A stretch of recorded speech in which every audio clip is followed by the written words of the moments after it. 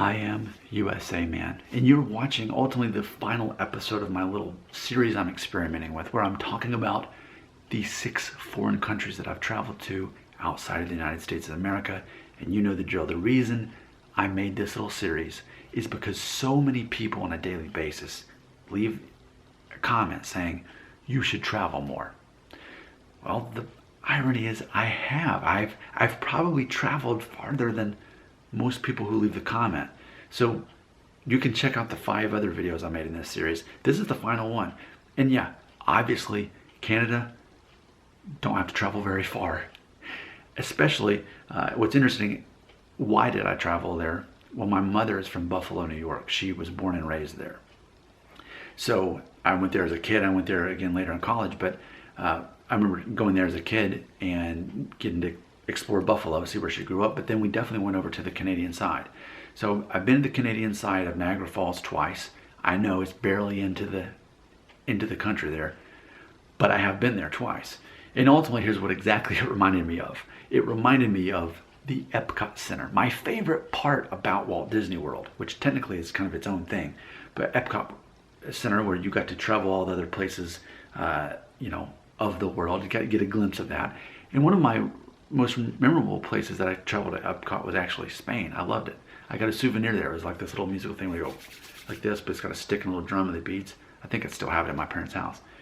But ultimately, and I've said this before, I think for a lot of the Americans, we just look at Canada as the 51st state because the people look like us, they pretty much talk like us. Things seem to be pretty much the same. Their actors come here and become very famous, or musicians. Shania Twain, Justin Bieber, Seth Rogen.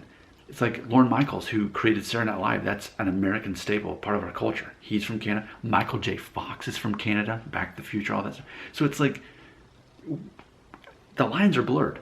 You can't really tell the difference between the people, and it seems like pretty easily we can get along just fine. And it just feels, and I've said it before, it feels like states like California are more foreign to the rest of the United States than Canada is. That's still how I feel, having been to Canada twice and having known a lot of Canadians. When I actually taught English in Thailand those 2 summers, half of us actually were Canadian, and then the other half were from the United States. It was like there was no difference. It's like they could have just been from a different state. They could have been from Maine, and it really kind of felt the same. Or they could have been from Michigan. It really felt the same to me. So Canada definitely doesn't feel like a foreign country. I understand it is, and I understand it's more related to England. It's quite similar to New Zealand, which, if you haven't seen that, I've done a video talking about my experience going to New Zealand, and you can check that out. And I love New Zealand. And had I traveled farther into Canada, I'm sure I would have loved it. It would have probably reminded me of New Zealand, which I loved that country. So ultimately, that's my take on Canada. Let me end with this little bit of trivia.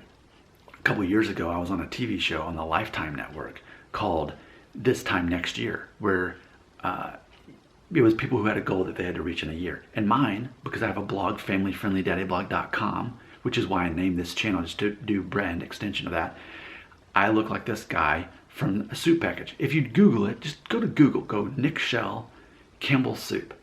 If you Google that, you're going to see references to this. You can watch, you have to pay a few bucks, you can actually watch the episode online.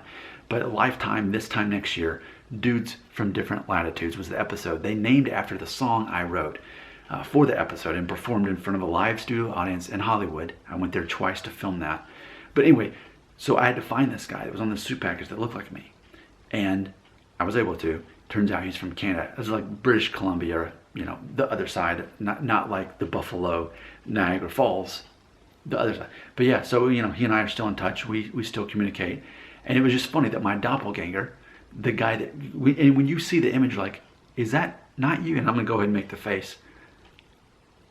So when you Google image that, you'll see what I'm talking about. But yeah, so we hit it off, It was funny because he's like 6'4", I'm 5'9", so that's funny.